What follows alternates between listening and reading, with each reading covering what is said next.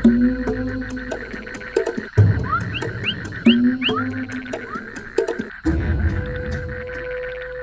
and welcome back for episode 2 of the Tattling Toad.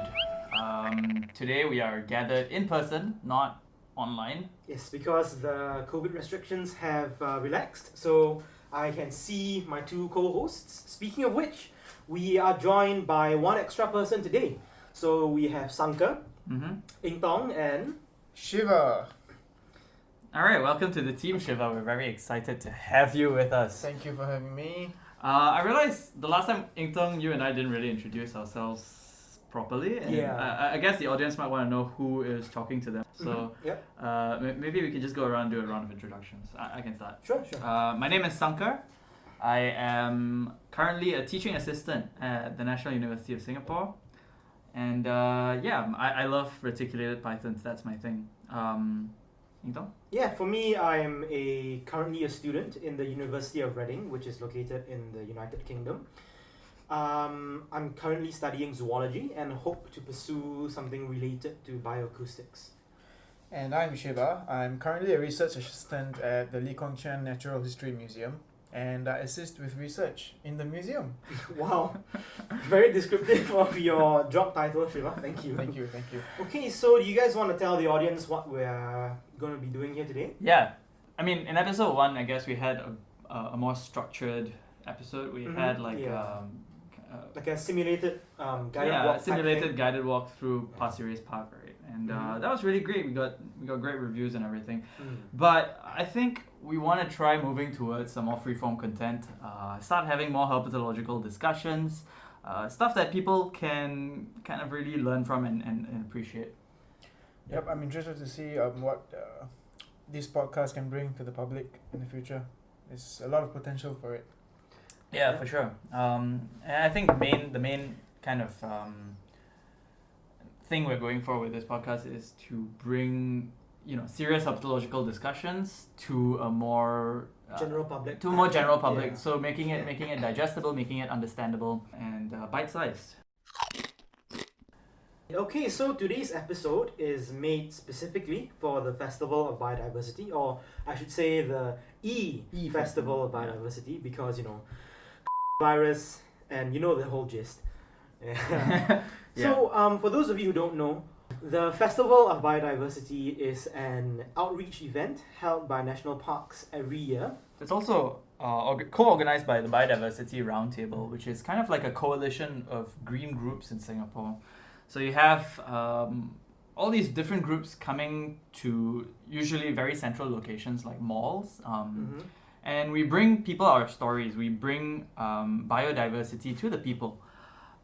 For example, for HSS, what we do is usually to bring specimens and posters and toys, and we engage people face to face when, say, for example, they're in a shopping mall. And that's honestly one of the most effective forms of outreach that is currently available, I would suppose. That we do, yeah. So it's really great that Festival of Biodiversity happens every year. Sadly, this year that's not so possible. We've been doing it every year since 2015. Yeah, except for Shiva, who has been Shiva. with us for 4 years and has not attended a single Festival of Biodiversity. Okay, let me clarify. Circumstances have not allowed me to be at any of the current Festival of Biodiversities over the years, so it's unfortunate. Yeah, so if we're done with the excuses, shall we move on to what we're going to talk about? This is your way of atoning for your sins. Come on, guys. Yeah. So the main topic for today... We're going to be talking about discoveries and rediscoveries for Singapore. More specifically for the decade. I think historically as well. There's been plenty of biodiversity discovery happening in Singapore. Maybe Shiva, you're working at the museum now, you can talk a little bit about this. Yep, so Singapore, as we all know, is situated in the middle of a biodiversity hotspot. We live in the middle of Sundaland, which includes Peninsular Malaysia, some of Southeast Asia, and also Sumatra and Borneo, and so on and so forth. Yeah, the Real Archipelago as well. Yep. The incredible amount of biodiversity that resides in this region puts us in a very special position because we are and have been historically a very important trade hub. We have come across quite a number of interesting findings in the region with respect to species discoveries. So it's nice to see that some species are still being discovered even to this day, and it shows us that we do not really know everything there is to know about our forests. Yeah, I mean, we've been studying our forests for such a long time, but there's still so much we don't know about it, and rediscoveries and discoveries being made every year. Yeah, and Singapore's like really small. Yeah. I don't know how many international listeners we have, but like, I don't want to understate this. Singapore is really, really tiny, and it's smaller than most cities in many countries. And the fact that we're still able to find, like, the fact that we don't know everything that exists here just speaks to, I guess, the larger diversity of the region. Definitely. Yeah. So I say let's jump right into it. Yeah, let's jump right into Yeah. it. So today we will be showcasing the native rediscoveries and discoveries of the decade. Okay, the first species we're going to feature today is the smooth slug snake. Mhm. And what's interesting about this species is that Singapore has only 2 records of different species of slug snakes. So one is a smooth slug snake, and the other one is an introduced species, Yeah. which is the white spotted slug snake. Yeah, which So- is a lot more common than the smooth. Yeah, that's right. So the smooth slug snake, it's a particularly rare species because there are only 2 sightings of this species that have ever occurred in Singapore. Yeah, definitely. And the first record of this species was only found in 1978. Actually, where else in the world is it found? It's found in the region, I believe, in Borneo, Peninsular Malaysia, definitely, and perhaps in some areas of the Riau Archipelago. Borneo, possibly different species. Yes. So according, it is actually a species complex. Yeah, it is found in Borneo. As with Yeah. most things these days. So back to the 1978 record, it was actually found in a drain. It was collected, but it actually quickly died after collection. And the interesting thing about this is the specimen was misplaced and eventually lost. Wait, they lost the specimen? Yeah, it's So we don't have it anymore. Yeah, we no longer have. We don't know where it is right now. Oh no. Yeah. Okay. Yeah, okay, so today the record that we are talking about is actually the second record, which happened just this decade in 2014, in January 2014. So that was actually like a roadkill specimen found near Old Upper Thompson Road. Mhm. This one died too. Yes, this one died. Yes, this one also died. That's So a tragedy. basically we haven't seen a live smooth slug snake. Yeah, in- not yet. Not yeah, yet in yeah. Singapore. Not in Singapore. And it's actually very interesting. This species, as well as the other one found in Singapore, the white-spotted slug snake, they, as the name suggests, they actually feed on mollusks, your slugs and your snails. So, because as most of you should probably know, snails have shells, and that is the main form of protection. Can I quote you on that? Fair enough. So, these snakes have actually evolved an interesting way of removing snails from their shells. In fact, if you look at their scalation on the underside of the head, as well as their dentition, so like their teeth, how it's arranged, it is uneven, meaning one side of their jaw would actually have more teeth than the other. Oh, Wow. what's that for? Yeah. So what the snake does is that it actually uses this uneven dentition to enter the snail's shell and actually pull the snail out because of the way the snail's shell actually spirals. And if we notice, some species of snails have actually evolved a reverse spiral, which this snake cannot access, and this protects those species from actually being consumed by this snake. So it's really cool. What you're saying is snails have because snails are coiled asymmetrically, right? They're coiled to one side. Yes. So these snakes have kind of Asymmetrical teeth arrangement. Yes. Right. So they have more teeth on their right jaws than on their left jaws. For the most part. So most part, these snakes are right-handed, right? So most slug snakes, right? And it's kind of like how you use a toothpick to pull out snails from your shells. That's right. That's right. Yeah.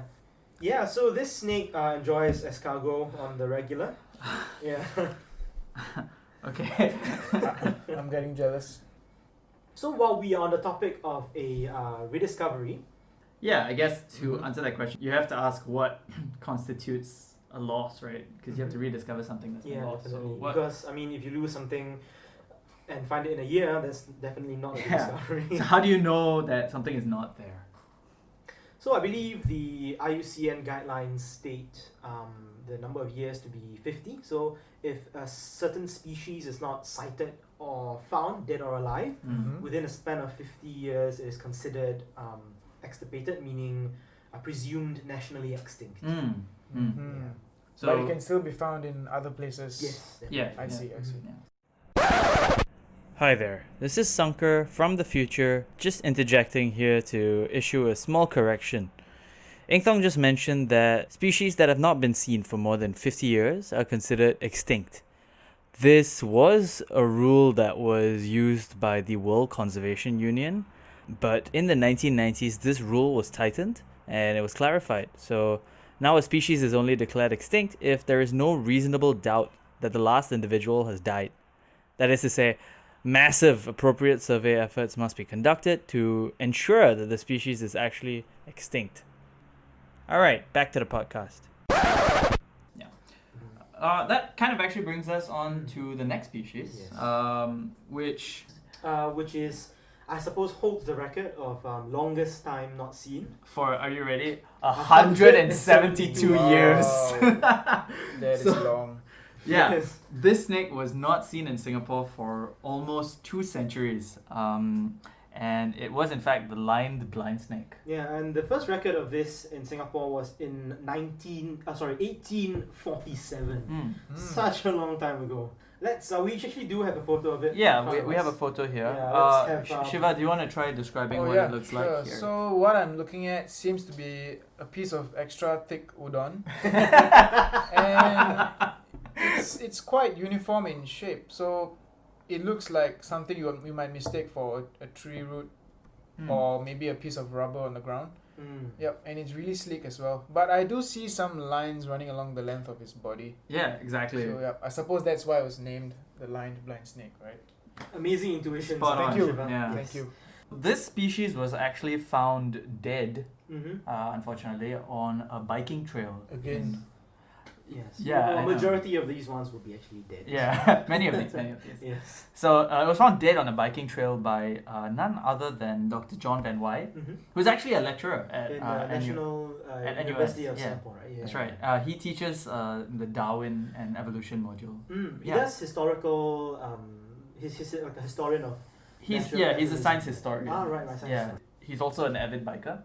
So on one of his biking sessions, he actually came across this extra thick udon, and he, took a photo. Mm-hmm. I believe he posted it on Facebook. He posted it on Facebook. Yeah. That's right. And so And that's where we caught wind of it. And Mhm.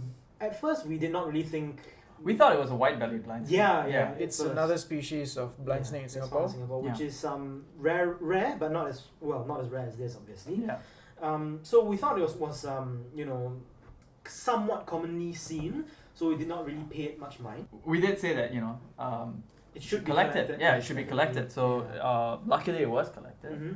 Yeah. Mm-hmm. And was brought to the museum. Where it was identified by the curator. Yep, I think it's Kelvin Lim. Kelvin Lim, Yes, that's yeah, right, of yeah. the museum. Mhm. So he was actually able to identify the species correctly, unlike us. Yes. And this was rather fortunate because it turned out to be an extremely rare species. Yes. Yeah. And in fact, this is the third species of blind snake that you can find in Singapore. Mm. The first two being the aforementioned white-bellied blind snake, as Mhm. well as the Brahmini blind snake. Mm-hmm. Yep. Yeah. So the line blind snake is actually a massive species. Yes. Right? In fact, Mhm. this particular specimen increased its Maximum length. the maximum Yeah. length that it was known to grow to Mm-hmm. by about 4 centimeters. So this is Wow. like what 50 plus centimeters. 52, I believe. Yeah, 52 centimeters in length, and it's just like it's such a massive blind snake, like, and it literally looks like an udon noodle compared to say the Brahmini blind snake. Yes, or which the is flower pot really, really snake. small. It's tiny. Mhm. Yeah. Yep. I think it also shows that there are many species that appear like others, but Mm. are actually not similar to them. Yes, definitely. So it's important for us to actually be more careful when observing wildlife because you never know what you're going to find. Mm. Yes. Yeah. And speaking of finding things, we always have trouble finding ground-dwelling snakes. I mean, yeah. I don't know that it means that these are rare snakes. I'm sure that our understanding of these ground-dwelling snakes is just such an underrepresentation of their true Yes. diversity, or That's their for true sure. abundance. Just because like they're so hard to find, so hard to sample. Yes. There's just so little that we know about them as well because they're so hard to study. Yeah, and in fact, quite That's a right. fair bit of species on this list are fossorial or ground dwelling. Mm. Yeah. This actually takes the cake for it's 3 discoveries in one. Oh, what do you mean? It's the blackwater mud snake. Oh wow. Yeah, Mm. and this is not a rediscovery. This is actually a new species of snake found in Singapore. Wow. Yeah. It was discovered in the 12th of September. Wait, so this 2014. was described from Singapore? Oh no, it wasn't described from Singapore, but in the past its range did not include Singapore. Oh, so it's a new record yes, for new Singapore. record. Okay, Yes, I okay. believe Yeah, I yeah. said that, yes. Yeah. Yeah. So it's called the blackwater mud snake. But why is the water black? Does it live in polluted areas? So Singapore was home to quite a fair bit of swamp forest habitat, Mhm. and because of the leaves in the streams, they would break down and form sort of tannic acid. Tannins, Yeah, yeah. tannins, So they'll exactly. release these tannins into the Oh, water. right. Yeah, and that makes the water extremely dark brown, appears black. Yeah. So it's called black Mhm. water. Mm-hmm. And this snake just loves that kind of habitat. Yes. I suppose that's why no one found it till 2014, right? Yes, and it not only lives in blackwater streams, it burrows in the mud in blackwater streams, Yeah. which makes it Wonderful. even harder to find. I have a picture of one here. Phytolopsis punctata. Yes. Shiva, why don't you describe it for us again? Okay, it's actually much prettier than I expected it to be. It seems to have a yellow belly and it's mostly dark brown with Mm. some yellow speckling on the top as well. Yeah. But something interesting I noticed is that you can't really distinguish the head from the rest of the body because they're all the same size. Mm. So Yeah. you don't really see a neck like you would in most snakes. Yeah. One more cool thing about the snake is really the eyes. There's a close up of the eyes here, and you can see it. It looks so dirty. It looks like they were pasted on. Yeah, exactly. It looks like those googly eyes. That you... And I believe this is a trait a lot of water snakes share. That's right. That Yeah. entire family has some very weird heads. Yeah. Yeah. Yeah, so coming back to this discovery, it's actually quite interesting. These individuals, I should say, because 3 of them were found, was actually found during a freshwater A fish survey. fish survey, I believe. Oh, right. Yes, and they were found in traps set up by the fish team to catch fish, to survey the area. 2 of them were caught in a trap, and then 1 was caught the next day. Mm. Yeah. I see. So I actually remember the exact day when they found this. The chats were just abuzz with what this snake was, because like I said, it's a range extension and it had not previously been found in Singapore. Yeah. So all the people in the museum were very excited to try and figure out what snake this was. Mm-hmm. Yeah. So it was collected, brought to the museum for identification. One was released, the other was kept as a voucher specimen, and I believe the one that was kept was a large female. Mm-hmm. Yeah. And why I say this is 3 discoveries in one is because the 3rd individual caught, the next day during the other fish trap, Mm-hmm. was dissected, and a forest walking catfish was actually found in its stomach. Wow. Yeah. Damn. So previously we knew very, very little about this very cryptic species. So this is the first record of it in Singapore, and the first record of a food item that it perhaps preys Prey on. item, yeah. Yeah, prey item, yes. Interesting. Mm-hmm. So why is it 3 records? Right, so the 3rd record Uh-huh. is actually by us, kind of by us, Hey. you know. Oh, wow. That's right. Is the first in situ record of it. We found it, swimming in a stream in Uh-huh. Upper Seletar Reservoir Park Uh-huh. in 2015. About a year after the first 3 individuals were found. Very cool. Yes, this was the first record found not in traps in Singapore. Hmm. Since then, there have been a decent amount of sightings of it. I believe it's about 6 of them, at least the ones that we're aware of, give or take. Yeah, But it's given for this species because it is rare throughout its distribution. exactly. Not much is known about them either. Yes, relatively. Even in other parts of the world. Yep. Yes. Mm-hmm. Yeah. In fact, they seem to be seen with more regularity in Singapore. Mm-hmm. Yes. I think it's probably due to the restricted range in Singapore. Yeah. So if you go to the habitat where they are supposed to be found in, you have a higher chance of seeing them. Yeah, as opposed to overseas because they have a lot more land area. Yeah, it's a huge Yeah. area to Yeah. comb. Yeah. In fact, this is the 4th species of freshwater mud snake in Singapore. Mm-hmm.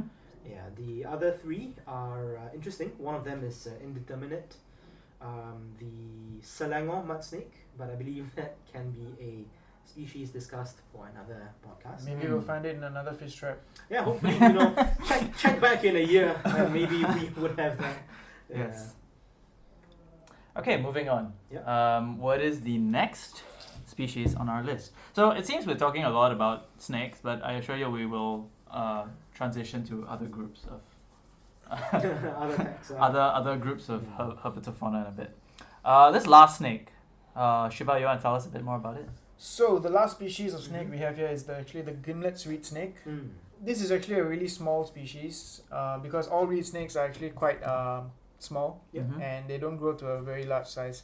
So it's quite hard to actually notice them if you're not actually looking for them. Yes. So this species was actually not seen for 84 years in Singapore, Yeah. Wow. and it was rediscovered on the 27th of February 2017. Yes. And I remember that date very, very clearly, albeit painfully, because I was not in the country to see that individual. That's the was worst found. feeling. That's I a think, pity. like Yes. when you're not there and then Yes. something cool's really happening Exactly. so close but so far. I'm so Yeah. sorry you went through this. Thank you very much for your condolences, Shiva. Anyway, Ingg Thong, you want to try describing the snake? yeah, I know. I mean, I'm the only one among the 3 of us who hasn't seen it, right? I haven't seen it. Oh, you haven't seen it? Okay, Yeah, yes. So yeah. I'm not alone. Come on, guys. So this looks, as sort of like reed snakes go, this looks quite different. Well, what do reed snakes look like? It's sort of they do kind of look like noodles. I guess we're talking They- about snakes here. Yeah. So it has a weirdly elongated body, even for a snake. Mm-hmm. The head and tail looks the same. I believe that could be a decoy. For, Yeah, For that's a sort thing. of like predators. Hmm. It has a solid yellow belly, and a sort of light brown. It's almost dorsal- purplish. Yeah, light brown purplish dorsal view. Yeah. Yeah, at least based on the photograph because I haven't seen it. Mhm. Yeah. This was actually discovered by one of our co-founders. 2 of our own. Oh right, 2. Yeah. Right, I forgot about. Yeah. Okay, yeah, they were hopping along Rifle Range Road. Yeah. And flipping through drains, I believe. Yeah, so like a lot of leaf litter accumulates in drains, Mhm. next to forests especially. So sometimes it's just nice to flip through the leaf litter, and very often you end up not getting anything at all.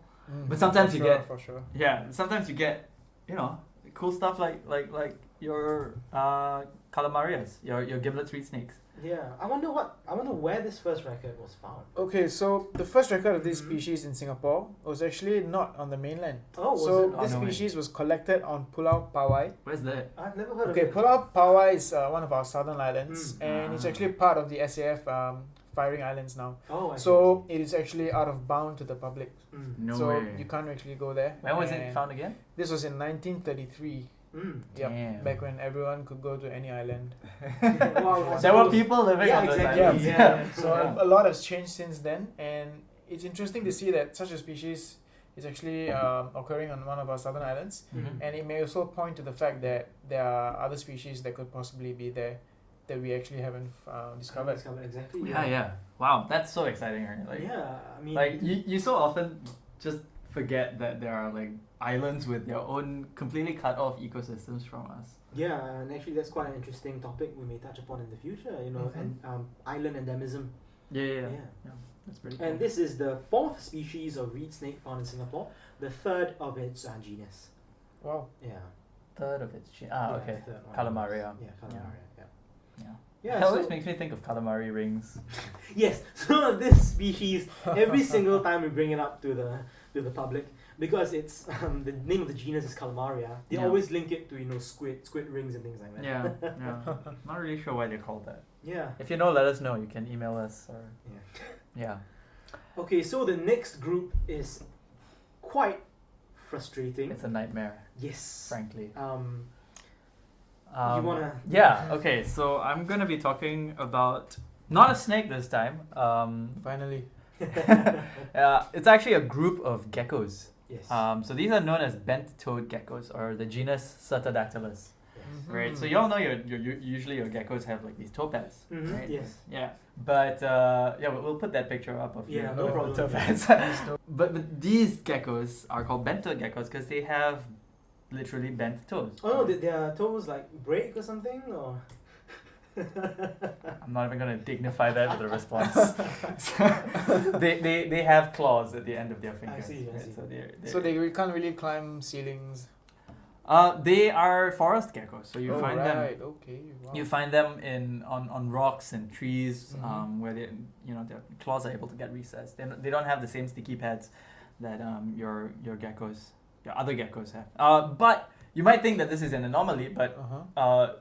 I mean, bento geckos form the largest genus of geckos. Yeah, I believe it's Over 200. Over Yeah, yeah. 200. Don't even bother Way counting. Yeah. there. Yeah. And I don't think it's gonna stop, right? Yeah, it's not gonna stop anytime soon. So the reason why this entire group, Cetadactylus, is a nightmare is because, quite frankly, we don't know what species we have in Singapore. Well, I mean, we do know, but every time we find a new species, the story gets more convoluted. Yes. So let me break this down for y'all, okay? Long ago, we thought that there were only two species of bento geckos in Singapore, right? Your Peter's bento gecko and your marbled bento gecko, right? Subsequently, in 2012, this new species was described from Singapore and Bintan. yes, I believe. Yes. Cetadactylus majula, very nice name. The Singapore bento gecko, right? So the reason it was called majula was because this genus was growing at this unprecedented rate, and it still is growing, right? There's so many species that are just being described every year, All the time. So because the rate of species discovery was just so insane, they named this species in its honor. Yes. Majula meaning progress, right? But at the same time, it's also an homage to the fact that it was described in Singapore. from Singapore, Yes. specimen in Singapore, right? So I think that's a really nice piece of nomenclature right It's there. the perfect name. Cetadactylus majula, right? So it was thought that all the marbled bento geckos in Singapore were Part of that species. were Singapore bento Yes, geckos, yeah. right? Turns out in 2017 we actually found an actual marbled bento gecko in Singapore. Yes. So that means now we don't know of all the records prior Oh no. which ones of them are marbled bento geckos, which ones of them are Singapore bento geckos. Yes. And we also have two other species that can be found further muddy the to water. further muddy this water. And actually, Wow. these records are quite interesting because Mhm. they were photographed before the description of the Singapore bento gecko, but only submitted as new records of their respective species after the description of the Singapore bento Oh, gecko. this is just getting more and more confusing. Yeah, Yes. my head hurts.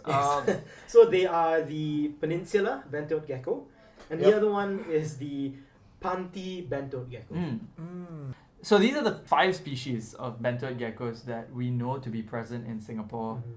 So today. far. So far.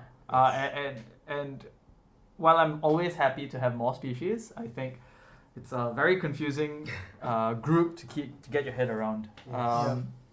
We can always be forgiven for misidentifying them in the field because many of them have It's not even that easy to almost tell them apart. they look like I mean, photocopies even of each other. with specimens in hand, Mhm. collected, it's quite hard to tell them apart. For So, sure. so there's various identifying features, Right. right? Mhm. Cetadactylus, the Singapore bento gecko, right? The way you can tell them apart is they have like this really nice straw yellow mottling, and they've got like these rows of large blotches on their back. They've also got very nice black and yellow bands on their tail, and the most interesting thing about them is their dark red iris. Their eyes are Oh, dark wow. red. Yes. Yeah, beautiful species. So the first record of the marble bent-toed gecko, it was once again discovered by us. Wow. Well, I What a mean, flex. so I was there, and honestly, So you weren't overseas this time. thank you very much. Wow.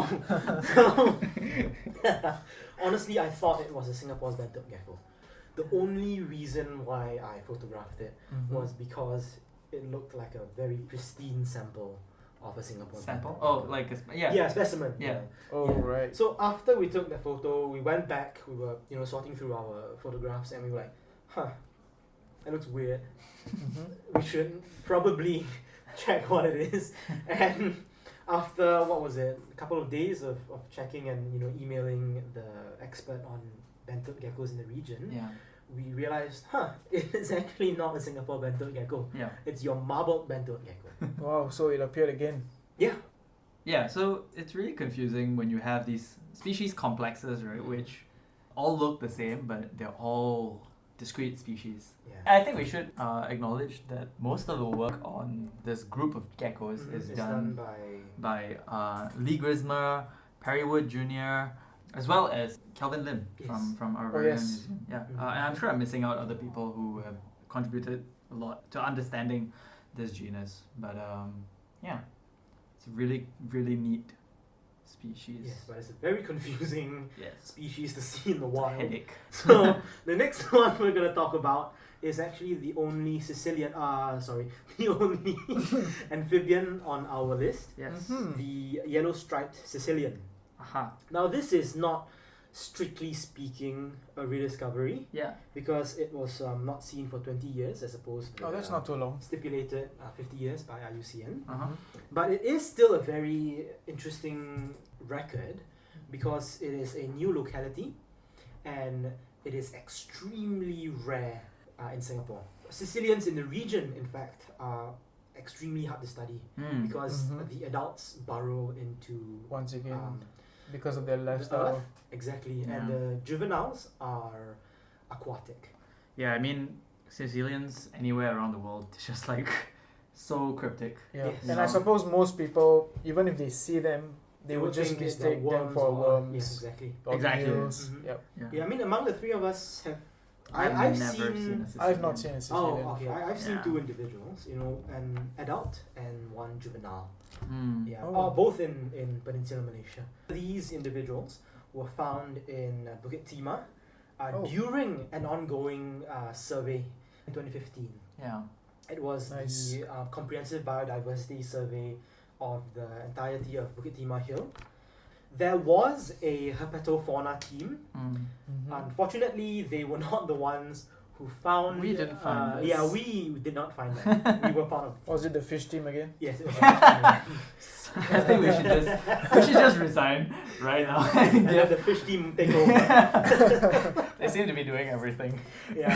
So while they were doing fish trapping in the shallow streams, Yeah. they found two juveniles among submerged leaf litter in the streams. Yeah. Yeah. I mean, to be honest, living in the stream, you could mistake them very easily for an eel Yes, or a definitely. worm. Yeah.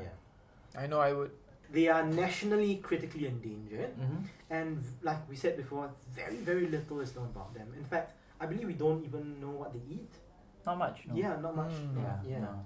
In fact, the other species found in Singapore is the black Sicilian. Singapore black. Yeah, Sicilian. Singapore black Sicilian. who- Ichthyophis singaporensis. Mm, Mhm. who only one specimen of which was found. That single specimen is in the London Natural History Museum, Mhm. Oh wow. and that is the only specimen of that species found. It's found in the late 1800s. Yes, so Yeah. well over 100 years ago. Another thing that makes Sicilians so hard to find, I would say, Mhm. is the differences in adults and juveniles. What do their juveniles look like? Well, it's not so much the differences in appearance. Uh-huh. It's more the differences in habits. Right, because you Yeah. mentioned that they were aquatic, right? Yes, the juveniles are aquatic, fully Mhm. aquatic. In fact, if you take them out of the water for too long, they will actually die Uh-huh. because they can't breathe air. They still have gills. Oh. After they metamorphosize, when they're adults, they will just burrow into the ground. So how do you find a species that spends, I would say, majority of its time underground without excavating a portion of the hill? And so out of the two individuals that were found, one was released, the other one was kept alive in, I believe, a museum or a laboratory to observe its growth. Oh, wow. So that was kept to observe its different growth stages. Hmm. Interesting. Yeah. Yeah. So I mean, sorry. yeah, it's just so frustrating that all these fish researchers see all these cool Yes, definitely. reptiles and amphibians. And they're not even looking for them. They're not even looking for them. Yes. That actually wraps it up for the native discoveries and rediscoveries of the past I decade. guess so. Yeah, I mean, yeah, you're right. Like, so many of these are like fossorial dwellers, swamp Yes. forest dwellers. Mm-hmm. It's just, at least for me, it's like, it's so crazy to think that we exist on this like above ground landscape, and we're just like completely ignoring Yep. what like The this subterranean huge. area. It's Yeah. an entirely different world. Exactly. So these are actually the species that we've showcased are not the only rediscoveries in the past No, decade. we had to Yeah. cut Yes, down. we had to cut down Yep, what, yep, yep. 50%. There were actually more than this. Much more. Yeah, we just didn't have the time to cover it. We actually did put up a comprehensive list on our Facebook page. Yes, yes, we did. When at the start of this year. Yep. End Do of check last it out. The links will be in the description. All the papers we've referenced and we've talked about will also be in the description. Please subscribe. And this video is sponsored by Wait, we're not done. Don't forget to like, share, and subscribe. It's what we would say if the podcast were over. But it's not. So now we have come to our Recurring recurring segment. segment. And we call it the recurring recurring segment. segment.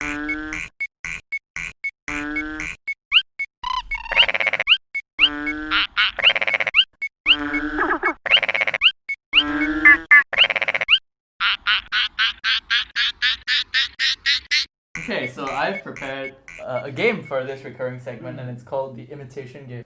So I asked y'all to come prepared to mimic the following 3 frogs. Mm-hmm. Okay. I'm ready. So the first frog, okay, is the Malayan horned frog. Okay, so Okay. I think let's start by going around, and each of us will mimic it, and then I will play the Malayan horned frog Sure, itself. sure. Ingg Thong, you want to go for it? Yeah, sure, I'll go for it. Yeah. Kah! Kah! That was terrible. Yeah, it truly was. Whoever makes that sound should be ashamed of himself. I hope you are. Yeah. So what it actually sounds like. Go for it. So it sounds like. Eh. Yeah, that's what it sounds like. Eh. Eh. Eh. Okay, Sankar, you want to have a go at it? Yeah, I have the best impression. Sure you do. All right, here goes. That's what Malayan horned frogs sound like. Sure it does. I hope the mic picked that up. Yeah, that one sounds like a run over by a car. Okay, this is what the Malayan horned frog really sounds like.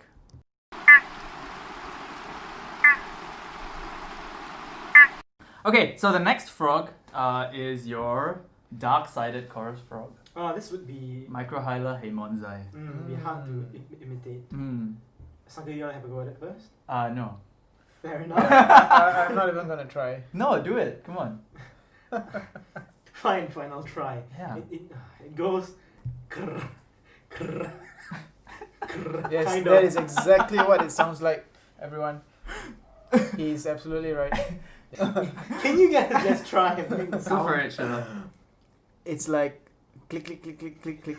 Yeah, that's exactly what it sounds like. Sankar, how about you? Sankar fell asleep. We are so sorry. Alright, and this is what it really sounds like.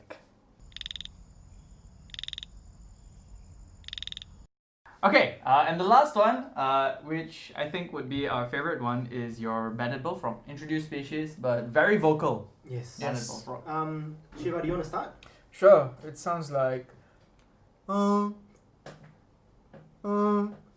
Yep. Sankar?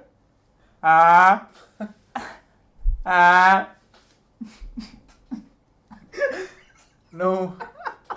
I wish I did not have to hear that, but Okay, Ingg Thong, Okay, I shall- maestro, I please shall show us try. how it's done.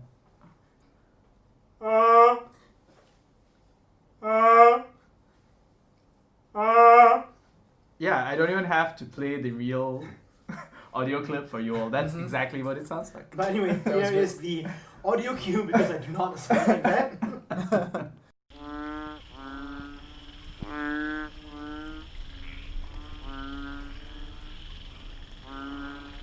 Anyway, these recordings that you have just heard are actually coming from our Soundcloud, where we are trying to sort of like form a call library yes. for our local amphibians. And we're almost complete actually. Almost, yeah. Yes, almost. Yeah. We just We don't have a missing- call for the Sicilian. Yes, Yep. because they do not make sound. How do you know? I mean, You seen one? yes, I have seen one. Have you heard one? Yeah.